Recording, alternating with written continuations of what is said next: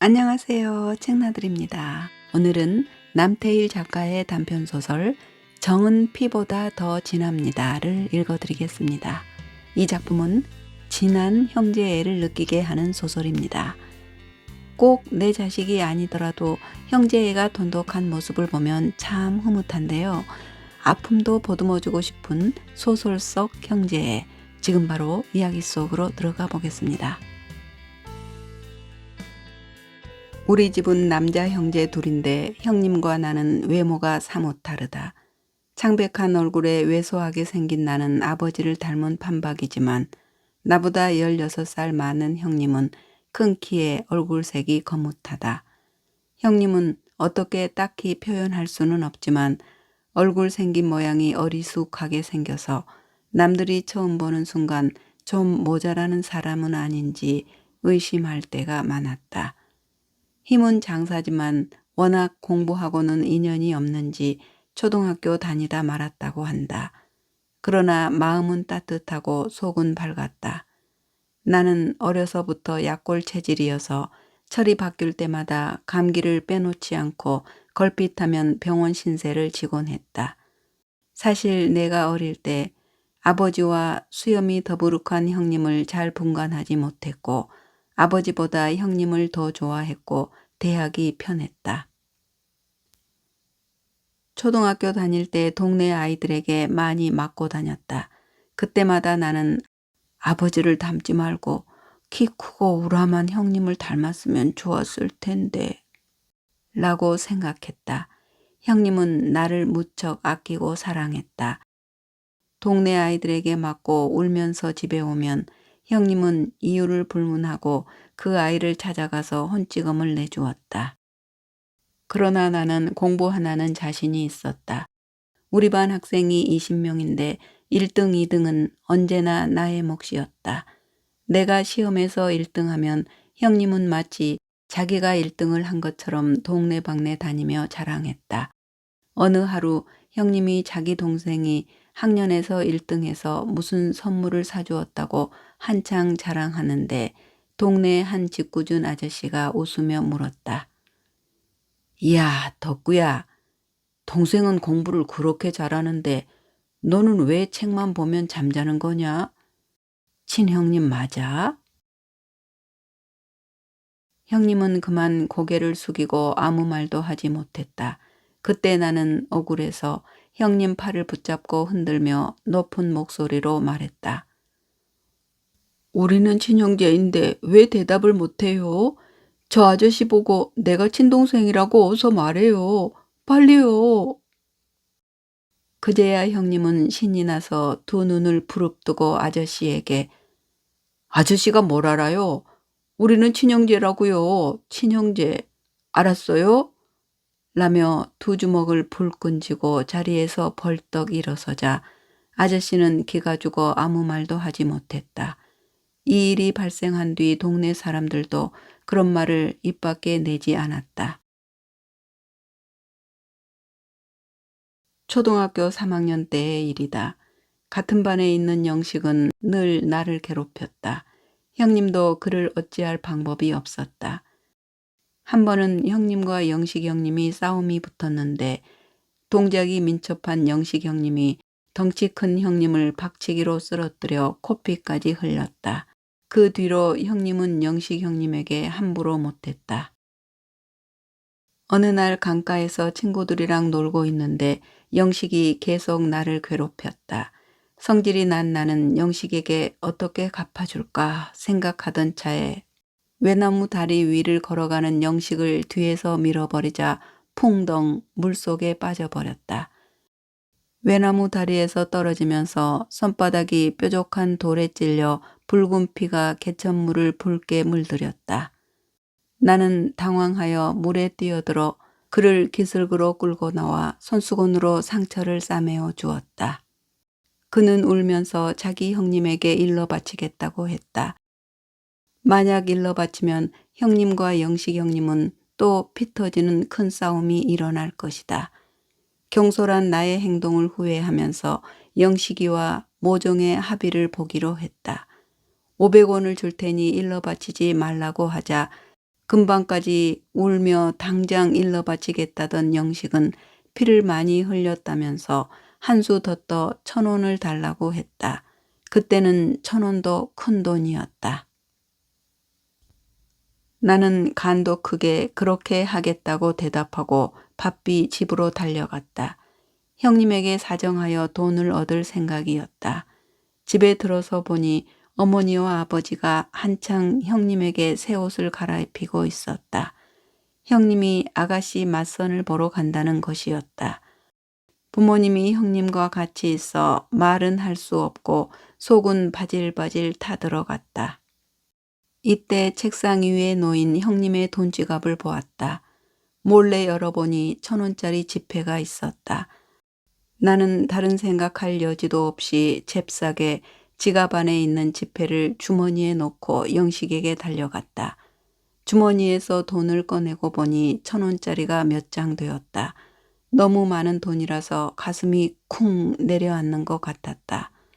집에 돌아오는 길에 만약 이 일을 아버지가 알게 되면 아버지 담뱃대에 뼈만 앙상한 내 종아리는 남아나지도 않을 거야. 생각할수록 겁도 나고 불안하여 견딜 수가 없었다. 형님이 아가씨 맞선 보러 가면 식사를 같이 할 텐데 돈이 한 푼도 없으면 어찌할까? 종일 작은 가슴이 콩닥콩닥 뛰며 어쩔 바를 몰라 집에도 감히 들어가지 못했다. 시간이 한참 흐른 뒤에 형님이 맞선 보러 가서 그 아가씨와 혼사가 성사되지 못한 원인을 알게 되었다. 우리가 사는 곳에서 아가씨 집까지 버스 타고 30분 거리였다. 아가씨 부모가 중매인 집에 가서 먼저 총각 맞선을 보았다. 키가 작은 데다 몹시 야윈 아가씨 아버지는 키가 보통 사람보다 머리 하나 더 크고 아이들 머리만큼 큰 주먹에 자기 허벅지만큼 굵은 두 팔을 바라보니 마음속으로 경탄이 터져 나왔다. 저 주먹 좀 봐. 저 주먹으로 단숨에 호랑이도 때려잡고도 남을 것 같네. 아가씨 아버지는 두말하지 않고 동의했다. 자기는 평생 남자로서 동네 사람들 앞에서 당당하게 큰 소리도 못 치고 살아왔다. 그것이 마음속 깊이 쌓여 한으로 맺혔다. 그래, 우리 집도 이제 덩치 크고 힘이 센 사위가 있으면 동네 사람들도 우리를 만만하게 보지 못하지. 딸 옆에도 저런 신랑이 지켜주면 길을 펴고 잘 살 거 아니야? 라고 생각했다. 아가씨 어머니가 고개를 잔뜩 뒤로 젖히고 위로 총각 얼굴을 한참 쳐다보았다. 첫인상이 어쩐지 좀 모자라는 사람 같기도 한데 사람들 만나 인사하고 대화하는 거 봐서는 그렇지 않은 것도 같고 이런저런 생각을 하며 끝까지 자기 주견을 내세우지 못했다. 아가씨는 총각 얼굴은 못생겨도 아버지가 좋다고 자꾸 밀어붙이니 별다른 내색은 하지 않았다. 형님은 맞선 볼 때 아가씨 부모들이 무슨 문제를 물어보면 때로는 유식한 말을 써가며 척척 잘 둘러댔다. 그도 그럴 것이 아버지가 평생 임꺽정, 홍길동 책을 머리맡에 놔두고 보풀이 일도록 읽고 입담이 좋아서 이야기도 구수하게 잘했다. 시간이 흐르면서 공부머리 나쁜 형님도 홍길동, 임꺽정에 나오는 영웅 인물들과 유식한 말 몇 마디는 어느 정도 기억할 수 있었다. 아버지와 어머니 그리고 아가씨 세 사람이 자기 주장을 털어놓고 얘기해보니 총각 인물이 썩 마음에 들지는 않다만 어디 정자 좋고 물 좋은 곳이 있겠느냐? 어머니와 딸은 아버지 의사를 따랐다. 사실 아가씨 어머니 생각에도 자기 딸은 아빠를 닮아 키도 작고 자기의 거친 피부와 검은 얼굴을 닮아 이쁜 곳은 없었다. 어머니는 딸 보고 말했다. 그래, 지금 젊은 사람들은 결혼 전에 연애부터 먼저 한다고 하는데 일단 둘이서 서로 사귀어 보고 결정해도 늦지 않을 것 같다. 어머니는 집에 반찬이 없다는 이유로 군소재지 맛좋기로 소문난 중국 요리집에 가라며 둘에게 시간을 주었다. 아가씨는 형님을 데리고 극장 옆에 있는 중국집으로 갔다. 늦은 오후라 식당 안은 한적했다. 안에 들어섰을 때 카운터 뒤에 앉아있던 얼굴도 예쁘고 몸매도 좋은 젊은 여자가 일어서서 아가씨를 보고 웃으며 말했다. 어머, 이게 누구야? 순자 아니야? 요즘 총각 맞선 본다는 소문이 돌던데 어떻게 되었어? 아가씨는 형님을 카운터 앞에 데리고 와서 인사를 시켰다. 안녕하세요. 덕구라고 합니다. 우렁찬 목소리는 천장이 쩌렁쩌렁 울렸다. 형님은 카운터 앞에서 큰 손을 내밀어 그녀와 악수하려 했다. 카운터 아가씨는 부드럽고 하얀 손을 뒤로 감추며 얼굴이 홍당무가 되었다. 순자 아가씨는 대뜸 형님 두 손을 잡아당기고 어색하게 웃으며 말했다. 그래, 우리 나중에 언제 한번 또 만나자. 내가 자세히 얘기해 줄게. 응, 그래, 그래. 먼저 맛있게 먹고 계산해. 중국집 음식은 소문난 것처럼 맛있었다. 형님은 잠깐 사이에 짬뽕 한 그릇에 짜장면 두 그릇을 먹고도 젓가락을 놓지 않았다. 아가씨는 형님이 눈 깜빡할 사이에 세 그릇 먹는 거를 보고 몹시 놀랐다. 우리 아버지는 한 번에 밥 한 공기도 못 드시는데 어머, 이 남자 밥 먹는 것 봐. 근데 밥만 축내는 밥통 아니야? 그녀는 속으로 은근히 걱정이 되기도 했다. 식사를 마치고 나서 지갑을 꺼내 한참 뒤지던 형님은 당황한 기색이었다. 그는 일어서서 주머니마다 샅샅이 뒤졌다. 주머니는 모두 비었고 돈지갑도 비었다. 돈이 없어졌다. 바지 주머니에 아침에 차표 사고 남은 동전 몇 개밖에 없었다. 형님은 그 돈을 꺼내지 않았다. 집에 갈 때 버스표를 사야 했기 때문이다. 그의 이마에 땀방울이 송골송골 맺혔다. 아침에 분명 아버지가 돈을 주어 돈지갑에 넣어두었는데. 어머, 치사스러워. 어떻게 아가씨 보고 지갑에 돈이 없어졌다고 말하는 거예요? 혹시 돈이 모자라는가요? 그, 지갑에 돈이 없어. 아이고, 아가씨 맞선 보러 오면서 빈손으로 왔어요? 어머, 세상에. 어떻게 돈을 한 푼도 안 가져와요? 아가씨는 자기 지갑을 보니 역시 돈이 모자랐다. 한동안 침묵이 흘렀다. 형님은 대책 없이 가만히 앉아 담배만 피웠다. 어떻게 동창 보고 총각이 돈을 가지고 오지 않아 밥값을 계산 못한다고 얘기해요. 아휴, 어쩜 좋아. 집에 갔다 오지는 못하고. 아이고, 창피해. 아무리 생각해도 방법이 없었다. 아가씨는 고개를 푹 숙이고 혼자 카운터 앞으로 갔다. 형님은 그 아가씨에게 인사도 하지 않고 카운터를 돌아 밖으로 나왔다. 얼굴이 벌겋게 된 아가씨는 밖에 나오자마자 사정없이 형님에게 쏘아붙였다. 이봐요. 나 난생 처음으로 이렇게 당해봤어요. 어떻게 첫 데이트 자리에 오면서 돈 한 푼 안 들고 올 수가 있어요?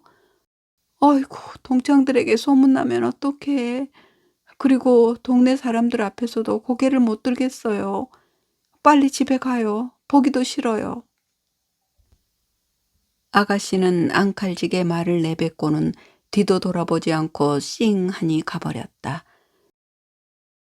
형님이 맞선 보러 간 다음 종일 안절부절 어쩔 줄을 몰랐다. 생각 끝에 남은 돈을 일부러 형님 책상 위에 있는 담배 재떨이 밑에 절반쯤 보이게 눌러 놓았다. 나는 원래부터 형님 방에서 형님과 함께 잤다. 형님이 맞선 보고 오는 날 밖에서 날이 저물기를 기다렸다가 몰래 어머니 방에 가서 잠을 잤다. 그런데 아침에 눈을 뜨니 형님 방에 누워 있었다. 형님이 어머니 방에서 자는 나를 안고 자기 방으로 데리고 온 것이다. 어릴 때 저지른 순간의 잘못 때문에 평생을 괴로움과 죄책감에 시달렸다. 내가 중학교 다닐 때 형님은 대구 아가씨와 결혼했다. 형수님은 성질이 급하고 개성이 아주 강했다. 결혼한 지 얼마 되지 않아 사흘이 멀다 하고 크게 싸우는 소리가 들렸다. 아버지는 할 수 없이 동네에서 방 하나 구해 형님과 형수님 보고 딴살림을 살게 했다. 딴살림을 살면서도 형님과 형수 사이에 싸움은 그치지 않았고 형님은 날마다 형수님을 피해 우리 집에 와서 살다시피 했다. 그의 수심 가득한 얼굴을 바라볼 때마다 견딜 수 없을 정도로 마음이 괴로웠다. 만약 그 당시 돈을 훔치지 않고 처음 맞선 보았던 아가씨와 결혼했으면 행복하게 살 수 있었을 텐데. 형님이 딴살림 한 지 얼마 되지 않아 술을 좋아하신 아버지가 중풍에 걸려 대소변을 받아내야 했다. 어머니는 가끔 아버지 대변을 받아낼 때는 코를 막고 뒤로 물러섰다. 그러나 형님은 대수롭지 않게 깔끔하게 처리했다. 형님이 아버지 대변을 치울 때 옆에 있던 나는 코를 막고 구역질하며 밖으로 뛰쳐나갔다. 그러면 형님은 웃으며 짜슥 지는 똥 안 싸나? 뭐가 그렇게 냄새난다고 난리야. 사람마다 다 싸는 똥을. 아버지가 살아 계시는 동안 어머니가 옆에 있어도 형님이 어머니보다 대소변을 더 많이 받아냈다. 아버지 돌아가시자 형님이 가정을 이끌어갔다. 형님과 형수님의 전쟁은 결국 형수님의 가출로 잠시 조용해졌다. 형님은 아버지가 돌아가시자 나를 더욱 아끼고 사랑했다. 그때 나는 고등학교를 졸업하고 집에 있을 때였다. 형님은 나를 보고 농사일을 못하게 했다. 너는 머리가 좋고 똑똑하니 나처럼 농사일은 하지 말아라. 내가 어떤 짓을 해서라도 꼭 서울에 가서 공부하게 해야겠다. 너는 너무 약해서 농사일은 못한다. 나는 서울 일반대학교에 합격했다. 개학하여 처음으로 서울로 갈 때였다. 아침밥을 일찍 먹고 기차역으로 가려고 문 밖을 나오니 한방눈이 내렸다. 가로수 가지에 탐스러운 하얀 눈송이가 소복소복 쌓였고 금방 내린 눈 위에 형님 발자국과 내 발자국밖에 없었다. 머리 위로 복스럽게 생긴 까치 한 마리가 포물선을 그리며 날아와 나뭇가지에 앉아 지저댔다. 하얀 눈가루가 사방으로 흩날리었다. 형님은 까치를 바라보고 하하 웃으며 말했다. 우리 동생 앞으로 좋은 일만 가득하겠구먼. 까치가 아침부터 고맙게도 우짖고 있네. 형님도 건강하시고 좋은 일 가득할 거예요. 까치야 고맙다. 형님은 기차역까지 따라와서 또 주머니에 돈을 넣어 주었다. 형님, 어제 용돈 많이 줘놓고 또 주면 어떡해요. 형님하고 집 식구랑 써야지요. 집에 쓸 돈은 있다. 잘 건사해 놨다. 배고프면 짜장면이나 건빵이랑 사 먹어. 형님이 말끝을 흐리며 고개를 옆으로 돌렸다. 나는 형님의 눈에서 이슬이 반짝이는 것을 분명 보았다. 가뜩이나 처음으로 집을 떠나니 마음이 쓸쓸한데 형님이 눈물까지 보이자 가슴속이 뜨끈해지며 울음이 터져 나왔다. 나는 형님의 넓은 가슴에 안기며 엉엉 소리내어 울었다.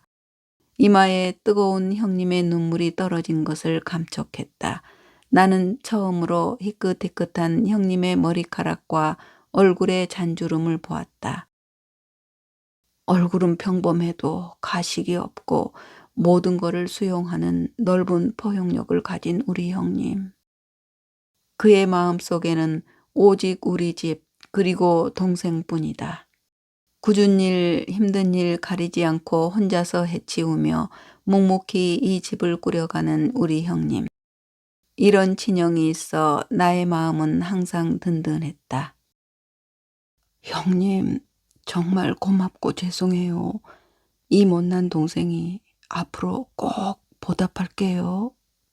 나는 속으로 은근히 다졌다. 내가 서울로 가서 공부할 때 가출했던 형수님은 결국 이혼하고 2살 된 진료는 형수님이 부양하기로 법원에서 판결을 내렸다고 했다.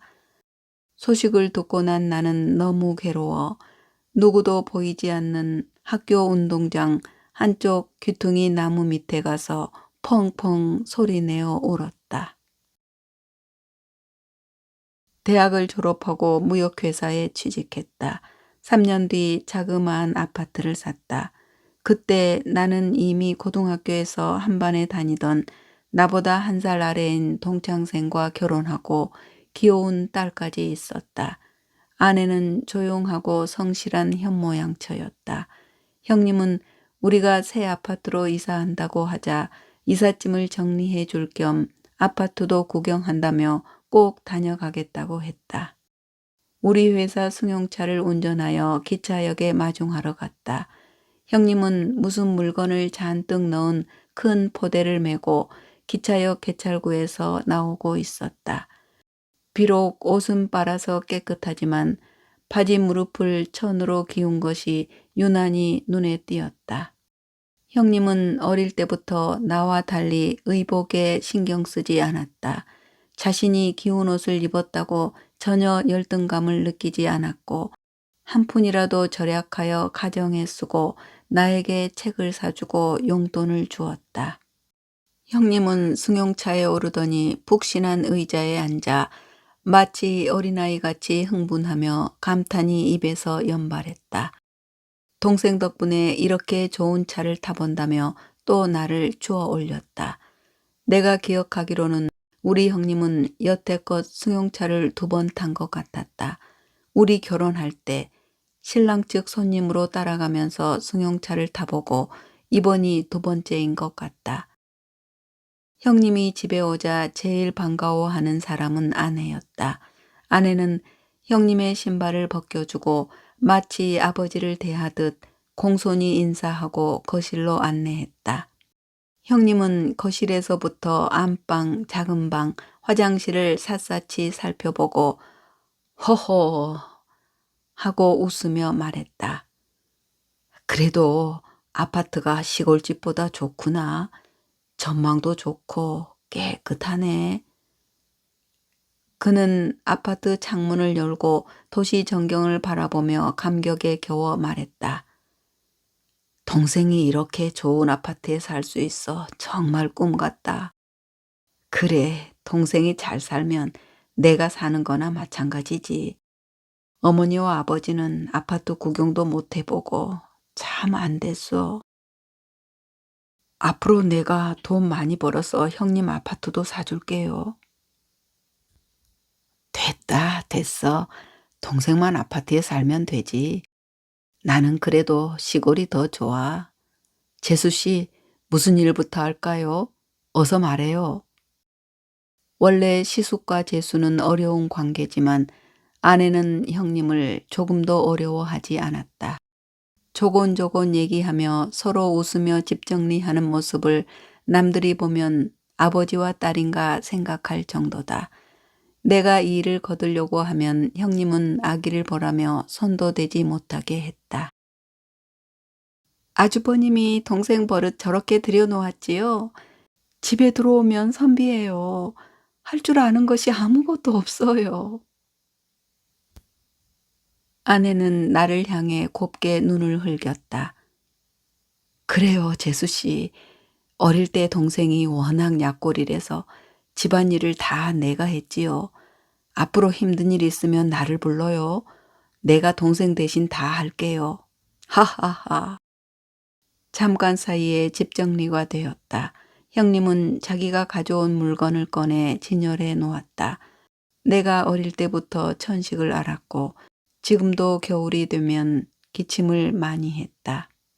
그는 일부러 산에 가서 캤다며 깨끗이 씻어서 보기 좋게 묶은 하얀 도라지, 정성껏 말린 산나물, 그리고 비닐봉지에 차곡차곡 넣은 된장, 고추장, 묵은지를 꺼내서 어떻게 보관하고 어떻게 요리하는가를 상세히 설명해 주었다. 아내는 정성이 담뿍 담긴 농산물을 받으며 아주버님 고맙습니다. 잘 먹을게요. 라며 형님에게 고맙다고 연신 인사했다. 형님은 재수 씨의 칭찬을 듣고 좋아서 얼굴에서 웃음이 떠나지 않고 입을 다물지 못했다. 집안은 한동안 즐거운 분위기에 휩싸였다. 어머니도 돌아가시고 형님은 시골에서 홀로 지내면서 고되고 끝없는 노동 속에서 하루하루 외로운 시간을 보낸다. 그러나 한 번씩 우리 집에 오면 웃음이 얼굴에서 떠나지 않고 주머니 돈을 다 털어 조카 딸에게 이것저것 사주었다. 이튿날 아내와 나는 형님을 끌다시피 하여 백화점에 갔다. 그에게 양복 한 벌을 사주려고 했으나 양복은 습관되지 않는다고 해서 농촌에서 편하게 입을 수 있는 평상복을 사주었다. 거울 앞에 선 그를 바라보니 무정한 세월 앞에서 형님도 어쩔 수 없이 많이 늙었다. 머리가 반백이 되고 잔주름살이 온 얼굴에 덮여 있었다. 그날 저녁차로 꼭 집에 돌아가겠다고 했다. 승용차에 탄 그는 올 때와 달리 말없이 침묵을 지키었다. 말을 걸어도 겨우 대답만 할 정도였다. 석양의 마지막 빛이 십부연 대기를 뚫고 기차역 건물을 힘없이 비추고 있었다. 늦가을이라 하늘은 곧 어둡기 시작했다. 플랫폼에서 형님 뒷모습을 바라보니 옛날보다 키가 작아졌고 힘없이 걸어가는 구부정한 모습의 그의 허리를 보니 왜 그리도 쓸쓸하고 외롭게 보이는지 나도 모르게 마음속에서 묵직한 우울을 느끼며 두 눈에 눈물이 고였다. 다음에 형님에게 꼭 잘해드려야지. 또 한 번 미안한 마음을 느끼며 가슴이 저렸다.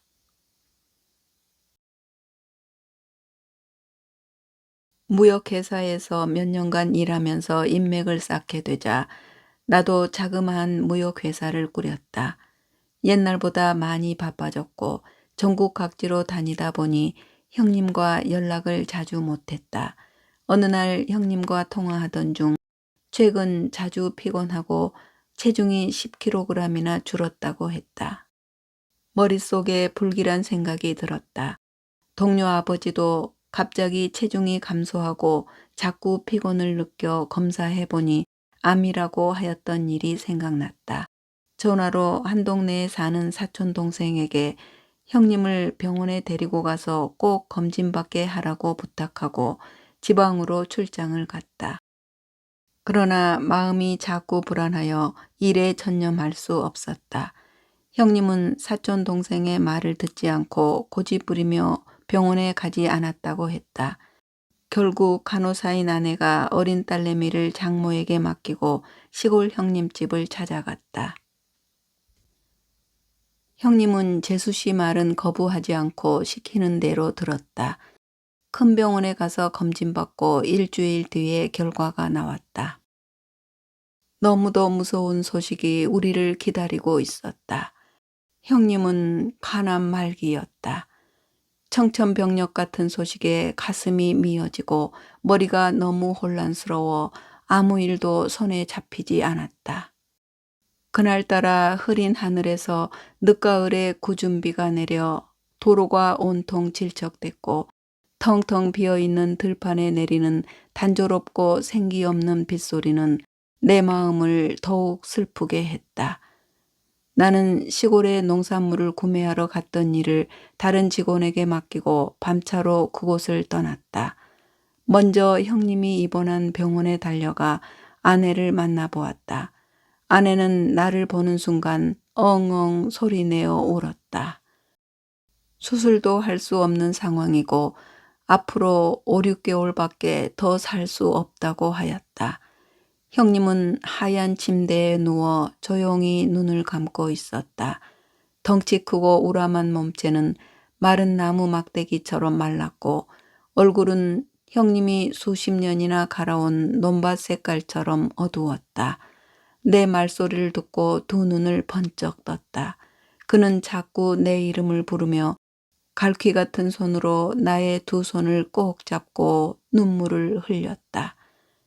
쩌렁쩌렁 울리던 목소리는 어디 가고 미약하면서도 애절한 목소리는 그렇게도 내 가슴을 아프게 했다. 나는 형님이 돌아가기 전에 가슴속에 숨겨둔 비밀, 즉 형님이 아가씨 맞선 보러 가서 쓸 돈을 훔친 사실을 얘기하고 용서를 빌려고 마음먹었다. 그래야 내 마음도 편하고 또 그래야만 할 것 같았다. 마침 형님과 단둘이 있을 때였다. 형님이 맞선 보러 갈 때 제가 형님 지갑 훔친 사실을 이때껏 숨겨왔어요. 용서해 주세요. 형님의 결혼 생활이 불행한 것도 모두 저 때문이에요. 나는 두 무릎을 꿇고 사죄하는 동안 두 눈에서는 나도 모르게 눈물이 비 오듯 흘러내렸다. 형님은 내 손을 힘없이 잡았다. 나는 벌써 알고 있었다. 그러나 철없는 너를 미워할 수는 없더구나. 그때 그 아가씨는 키는 좀 작아도 괜찮은 편이었지. 후에 만난 좋은 아가씨도 많았지만 인연이라는 거는 따로 있는 것 같더라. 다 내 팔자지 뭐. 괜찮아. 형님이 말할 때 누구를 원망하는 그런 목소리는 조금도 느낄 수 없었다. 그는 또 나에게 무슨 말을 하려다 깊은 한숨만 내쉬었다.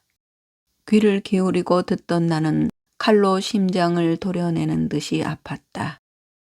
형님의 뼈만 앙상한 두 손을 꼭 쥐고 울음소리를 터뜨리며 형님, 저를 용서해 주세요. 빌고 또 빌었다. 그때까지 형님이 암에 걸렸다는 사실을 누구도 알려주지 않았다. 그러나 형님은 속으로 대충 알아차린 것 같았다.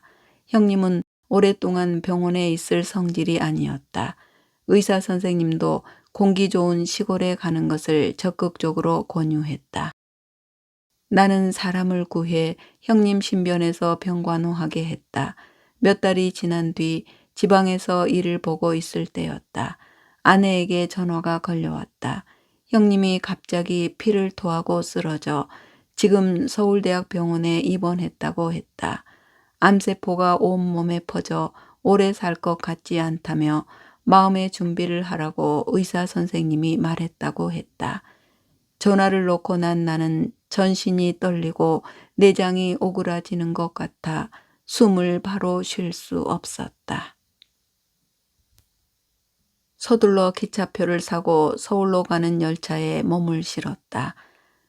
나와 마주 앉은 형님과 나이도 비슷하고 신체도 우람한 아저씨가 혼자서 캔맥주를 마시고 있었다.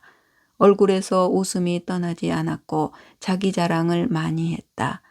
그는 물어보지도 않았는데 지금 서울에 딸 결혼식에 참석하러 간다며 사위와 딸 자랑을 잔뜩 늘어놓았다. 아저씨가 한 번씩 행복하게 웃을 때마다 기분이 바닥까지 가라앉은 나는 너무 괴로워 앞에서 소리내어 울고 싶었다. 차창 밖에는 초겨울의 야산이 헐벗은 등을 드러내고 죽은 듯이 엎드려 있었다. 나무들이 언뜻언뜻 지나가고 열차가 터널 속으로 진입했다. 하늘이 보이지 않고 온통 암흑으로 변해버렸다. 형님이 정말 내 곁을 떠나 다시는 돌아오지 않는단 말인가? 나도 이제는 경제 형편이 비고 통장에 여윳돈이 생겼다.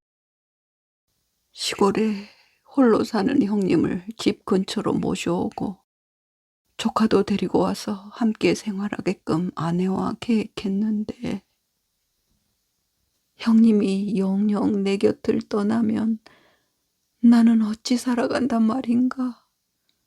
아니, 아니야.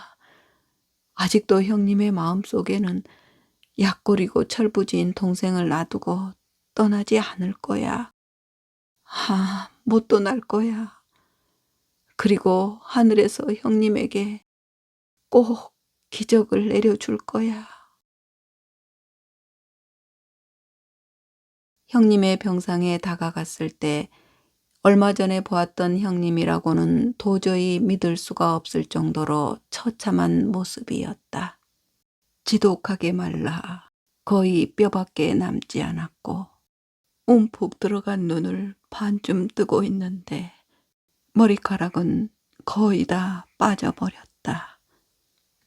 옆에 사람들 말로는 혼미 상태에서도 계속 내 이름을 불렀다고 했다.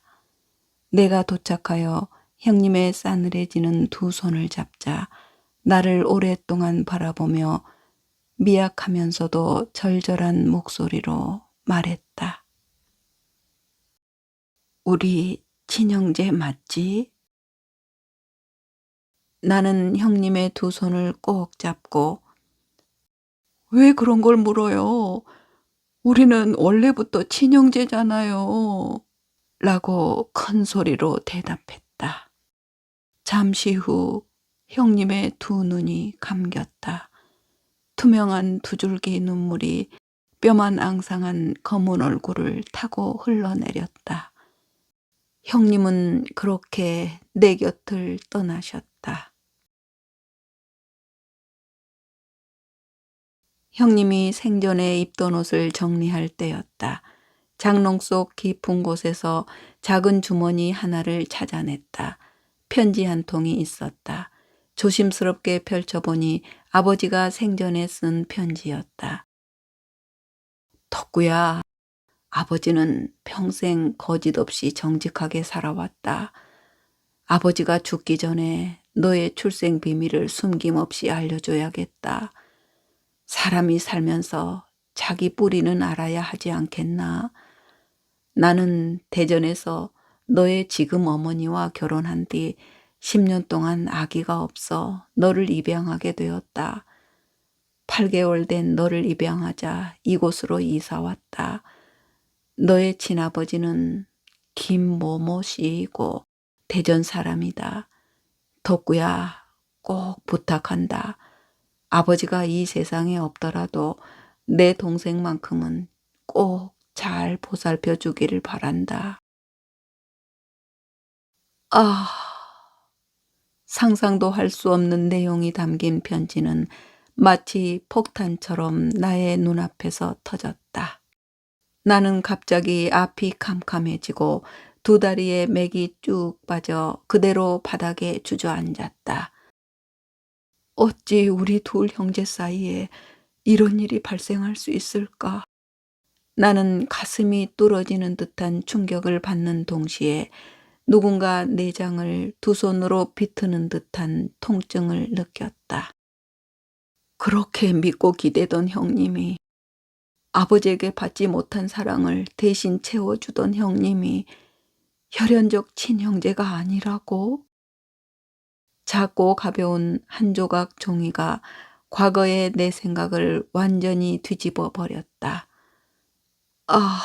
무엇 때문에 꼭 같은 피가 흘러야만 친형제가 될 수 있는가요? 나는 마치 알맹이가 빠져버리고 껍데기만 남은 장난감처럼 영정 앞에 쓰러졌다. 후들후들 손발이 떨리고 가슴이 죄어들면서 심장도 이따금 멈추는 것 같아 가슴을 쥐며 흐느꼈다. 형님이 마지막 운명하실 때 우리 친형제 맞지?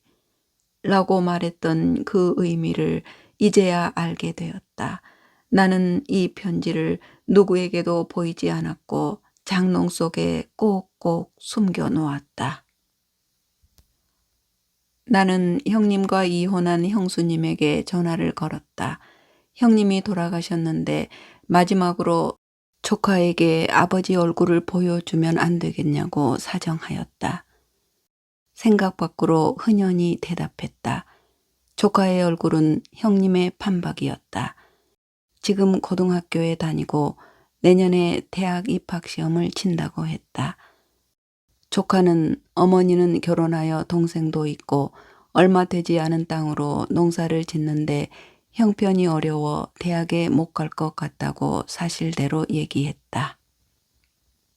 조카에게 삼촌 집에 살면서 공부하면 어떠냐고 물었다. 조카는 숙모를 바라보며 머리를 끄덕이었다. 형수님에게 물었더니 역시 흔쾌히 대답했다. 나는 형님이 나에게 대하듯 그렇게 잘 대하지는 못하겠지만 최선을 다해 형님의 하나밖에 없는 피부치를 보살피고 도와주고 싶었다. 조카를 바라보니 형님에 대한 미안한 마음이 조금이라도 가라앉았다. 이듬해 따뜻한 봄, 형님의 생신날, 아버지가 생전에 쓰셨던 편지를 들고 나 혼자 형님의 묘지로 찾아갔다. 너그럽고 넓은 마음을 가진 형님은 좁은 유골함에 갇혀 어두운 땅 밑에 조용히 계시고 있었다. 형님의 묘지 주위 암갈색 산등성에 간간히 초록색 융당 같은 잔디가 펼쳐져 있고 앙증스러운 하얀 꽃 몇 송이가 나비처럼 조용히 앉아 있었다. 나는 형님 묘지 앞에서 나의 정신을 무너뜨릴 뻔했던 편지를 불에 태우고 공손히 절을 올렸다. 형님, 피는 물보다 진하고 정은 피보다 더 진합니다. 우리는 누가 뭐라 해도 영원한 친형제입니다. 라고 말하며 형님 묘지 앞 비석을 어루만지며 하염없이 울었다. 묘지 앞은 은빛처럼 반짝이는 맑은 시냇물이 돌돌 소리를 내며 흘러내리고 있었다. 나는 다 타버린 편지의 잿가루를 비닐봉지에 담아 시냇물 위에 고요히 뿌렸다. 영원히 비밀로 된 잿가루가 맑은 물속으로 천천히 가라앉으며 나의 시야에서 서서히 사라졌다. 더없이 맑고 깨끗한 냇물 위에는 아주 엷은 안개가 조용히 감돌고 있었다. 저 맑고 깨끗한 물은 수없이 많은 계곡에서 흘러나왔을 것이다. 지금에 와서 저 맑고 깨끗한 물이 어느 계곡에서 흘러나왔는가를 따져 무슨 의미가 있을까? 네, 이야기는 여기까지인데요. 저는 이 소설을 읽고 나니 어릴 적 읽었던 의 좋은 형제라는 동화가 생각나기도 했습니다. 사실 어떤 면에서 보면 남을 사랑하는 것보다 더 어려운 것이 형제끼리의 사랑이라고도 하잖아요. 그런데 이런 사랑이라면 정말 큰 박수를 보내고 싶었습니다. 제가 언젠가 성경책에서 읽었던 말 중에 이런 말이 생각나네요. 너희 형제 중 가장 작은 자 하나에게 하는 것이 곧 나에게 한 것이니라. 이는 곧 형제의 사랑을 강조한 말씀이지요. 아버지 편지를 태워 강물로 흘러보내는 동생의 마음이 참 갸륵하다는 생각이 들었습니다. 그리고 흐르는 맑은 물이 어느 계곡에서 흘러나왔는가를 따져 무슨 의미가 있을까라는 결구는 성경 말씀 버금가는 심금을 울려주기도 했습니다. 저도 오늘 당장 동생에게 전화해야겠다는 생각이 들 정도로 소설이 주는 효과는 기대 이상이었습니다. 여러분은 어떠셨는지 다양한 댓글을 기대해보며 저는 여기서 인사드리겠습니다. 그럼 오늘도 편안하고 좋은 날 되시길 바랍니다. 고맙습니다.